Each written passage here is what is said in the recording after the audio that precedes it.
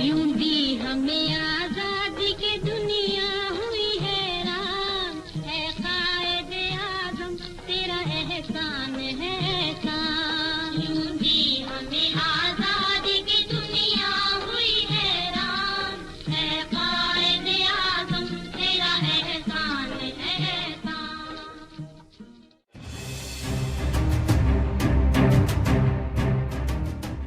1600 ईस्वी में लंदन के चंद ताजरों ने ईस्ट इंडिया कंपनी बनाई और मलका एलिज़ाबेथ से इजाज़त के बाद बरसगीर में तजारत शुरू कर दी। मुग़ल हुक्मरानों ने इन ताजों पर तजारती मराहत की बौछार कर दी और इन ताजों ने इन मराहत का खूब नाजायज़ फ़ायदा उठाया। कुछ वक्त गुजरने के बाद इन्हीं ताजरों ने बरसगीर के मुख्तलिफ हिस्सों पर कब्ज़ा करना शुरू कर दिया। मुग़ल हुकूमत बहुत कमज़ोर हो चुकी थी, इसलिए अंग्रेज़ों के जारहाना इक़दाम को रोक ना सकी। सबसे पहला हमला सिंध पर होता है। 1843 में मियानी के मुकाम पर फैसला कुन लड़ाई होती है और चार्ल्स नेपियर की फतह होती है। कश्मीर पर कब्ज़ा करने के बाद अंग्रेज़ कश्मीर को सिर्फ 75 लाख के इवज़ राजा गुलाब सिंह को बेच देते हैं। बहुत कम वक्त में पूरा बरसगीर इनके कब्ज़े में आ जाता है। इस कब्ज़े के बाद मुख्तलिफ जगहों पर अंग्रेज़ों के ख़िलाफ़ बगावतें शुरू हो जाती हैं। 10 मई 1857 को मेरठ के मुकाम पर मुसलमान और हिंदू मिलकर अंग्रेज़ों के ख़िलाफ़ जंग लड़ते हैं, मगर कामयाबी अंग्रेज़ों का मुकद्दर ठहरती है। इस जंग के बाद अंग्रेज़ ज़ुल्म सितम की तमाम हदें अबूर कर जाते हैं। जंग आज़ादी में मुसलमान चूँकि आगे आगे थे, इसलिए अंग्रेज़ों के ज़ुल्म सितम का निशाना भी खुसूसन मुसलमान बने। कई शहर तबाह हो जाते हैं, चौराहों पर फांसियाँ दी जाती हैं। 1857 की जंग आज़ादी के बाद मुसलमान मुआशी, तालीमी और समाजी लिहाज से बहुत पीछे रह जाते हैं। मुसलमान हर मामले में अंग्रेज़ों से कतई ताल्लुक़ कर देते हैं और इनका मुस्तकबिल बहुत तारीक नज़र आ रहा होता है।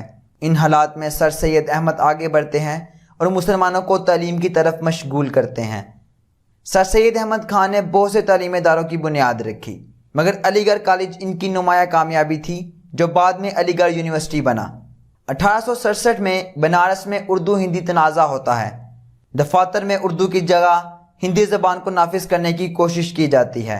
इसके बाद हिंदुओं और मुसलमानों में फासले बढ़ना शुरू हो जाते हैं। इसी दौरान अंग्रेज़ों ने भी मुसलमानों और हिंदुओं में मौजूद मजहबी इख्तलाफात को खूब हवा दी। इस वक्त तक हिंदुस्तान में एक ही बड़ी सियासी जमात मौजूद थी, जिसे कांग्रेस कहा जाता था। सर सैयद मुसलमानों को सियासत से दूर रहने का मशवरा देते हैं। 1898 में सर सैयद रहलत फरमा गए, मगर इस वक्त तक मुसलमानों के पास रहनुमाओं की एक खेप तैयार हो चुकी थी।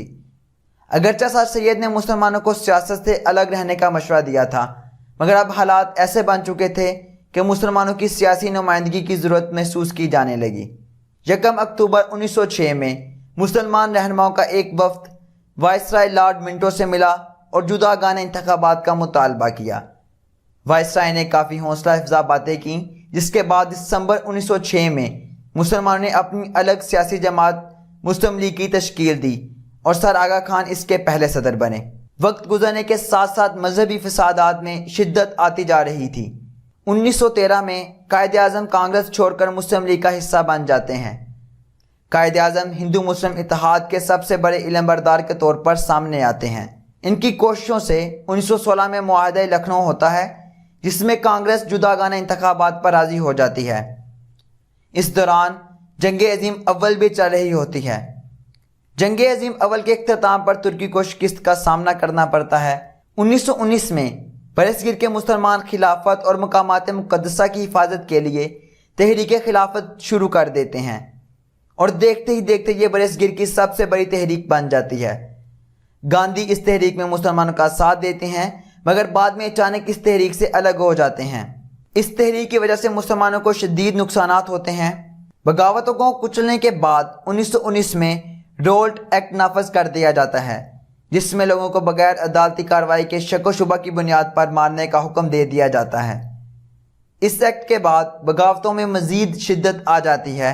चुनाचे अंग्रेज़ अप्रैल 1919 में अमृतसर में जलियांवाला बाग के मुकाम पर एक जलसे पर फायरिंग करके 1200 से ज़ायद लोगों को मौत की घाट उतार देते हैं।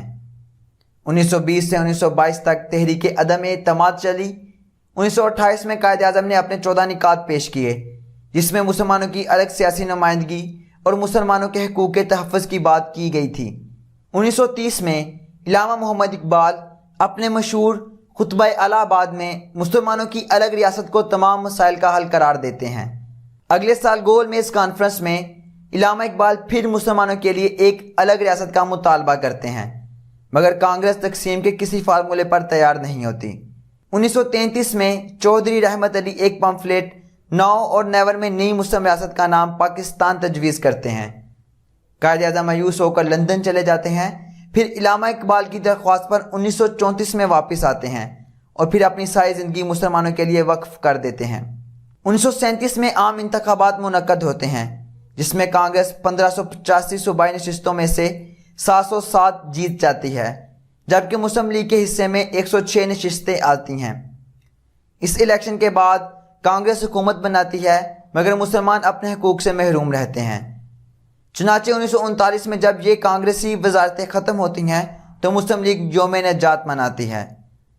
1940 میں مسلم لیگ کا اجلاس لاہور میں منعقد ہوتا ہے، جس میں مولوی فضل الحق قرارداد پاکستان پیش کرتے ہیں، جو متفقہ طور پر منظور کر لی جاتی ہے۔ اس اجلاس میں قائد اعظم اپنے خطبہ صدارت میں کہتے ہیں کہ 1200 سال اکٹھے رہنے کے باوجود ہندو اور مسلمان کبھی اکٹھے نہیں ہو سکے۔ ہندو اور مسلمان دو الگ الگ قومیں ہیں، یہی سے دو قومی نظریے کی بنیاد پڑی۔ اس کے بعد پاکستان کا مطالبہ زور پکڑنا شروع کر دیتا ہے اور تحریک پاکستان عروج پر پہنچ جاتی ہے۔ مسلمان الگ وطن کے مطالبے کے لیے تحریکوں کا آغاز کر دیتے ہیں، مگر ہندو اور سکھ تقسیم کی شدید مخالفت کرتے ہیں۔ اسی دوران مذہبی فسادات عروج پر ہوتے ہیں۔ 1200 سال اکٹھے رہنے والے لوگ ایک دوسرے کے گلے کاٹنے میں مصروف ہیں۔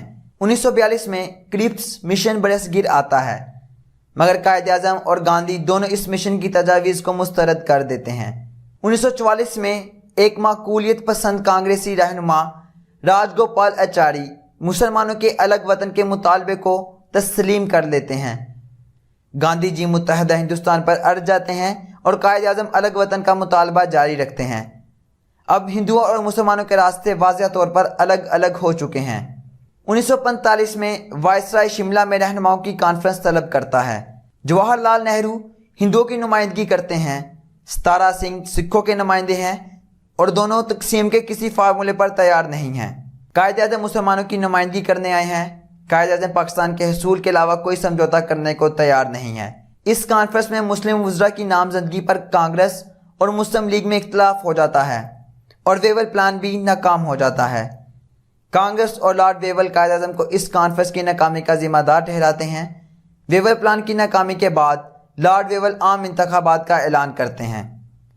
کانگریس متحدہ ہندوستان اور مسلم لیگ پاکستان کے مطالبے کے ساتھ میدان میں اترتی ہے۔ دونوں جماعتیں الیکشن مہم میں خوب جان لڑاتی ہیں۔ یہ انتخابات جداگانہ طریقے پر منعقد ہوتے ہیں۔ پورے برصغیر میں مسلمانوں کے لیے مرکزی اسمبلی کی 30 نشستیں مخصوص تھیں۔ مسلم لیگ یہ 30 کی 30 نشستیں جیت جاتی ہے۔ صوبائی اسمبلی کے انتخابات میں بھی مسلم لیگ نے دوسری جماعتوں کو شکستیں دوچار کیا۔ 1945-46 کے عام انتخابات قائد اعظم کے موقف کی تائید کرتے ہیں۔ اب پاکستان کے قیام کی راہ ہموار ہو چکی ہے۔ 1946 میں کابینہ مشن پلان برصغیر میں آتا ہے۔ حکومت سازی میں شریک ہونے کے لیے کابینہ مشن کی تمام تجاویز کو ماننا ضروری تھا۔ کانگریس اس پلان پر بہت خوش تھی، مگر مسلم لیگ الیکشن جیتنے کے بعد اس پلان سے کافی مایوس تھی۔ توقع یہی کی جا رہی تھی کہ قائد اعظم اس پلان کو ماننے سے انکار کر دیں گے اور مسلم لیگ حکومت سازی میں حصہ نہیں لے سکے گی، لیکن قائد اعظم نے اس پلان کو منظور کر کے کانگریس کو ورطہ حیرت میں ڈال دیا۔ اب کانگریس نے آدھا پلان منظور کیا، حالانکہ بوڑھی حکومت میں شامل ہونے کے لیے پلان کو مکمل تسلیم کرنا ضروری تھا۔ قائد اعظم کے مطالبے کے باوجود حکومت برطانیہ نے پلان نافذ کرنے سے انکار کر دیا۔ مسلم لیگ اس سے بہت مایوس ہوئی اور 16 اگست 1946 میں مسلم لیگ نے یوم راست اقدام کا اعلان کیا۔ جگہ جگہ مظاہرے ہوئے۔ مسلمانوں نے انگریزوں کے دیے ہوئے خطابات واپس کر دیے۔ لارڈ ویول جب برصغیر کا سیاسی حل نکالنے میں ناکام ہوئے تو حکومت برطانیہ نے لارڈ ماؤنٹ بیٹن کو برصغیر میں وائسرائے کے طور پر بھیجا۔ 20 فروری 1947 کو برطانوی وزیر اعظم نے اعلان کیا کہ 1948 میں برصغیر سے برطانوی راج ختم کر دیا جائے گا۔ اس اعلان کے ساتھ ہی پورے برصغیر میں فرقہ وارانہ فسادات کے شعلے بھڑکنے لگتے ہیں۔ 3 جون 1947 کو لارڈ ماؤنٹ بیٹن تقسیم ہند کا اعلان کرتا ہے۔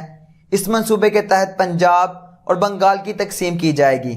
تقسیم کی ذمہ داری ریڈ کلف کے ذمہ لگائی جاتی ہے۔ ریڈ کلف انتہائی متنازع تقسیم کرتا ہے اور نئے ممالک میں دشمنی کی بنیاد ڈال دیتا ہے۔ حالانکہ برطانوی حکومت نے 1948 میں برطانوی راج ختم کرنے کو کہا تھا، مگر حکومت برطانیہ نے 14 اگست 1947 کو پاکستان اور 15 اگست 1947 کو بھارت کو آزاد کر دیا۔ آزادی کے اعلان کے ساتھ ہی لوگوں نے اپنے نئے ممالک میں ہجرت شروع کر دی۔ اس ہجرت کے دوران فسادات عروج پر رہے۔ وجہ یہ تھی کہ ایک تو فوج ڈس فنکشنل تھی اور دوسرا برطانیہ نے وقت سے پہلے اچانک آزادی دے کر دونوں ممالک کو نئی مصیبت میں ڈال دیا تھا۔ یوں ان فسادات میں 10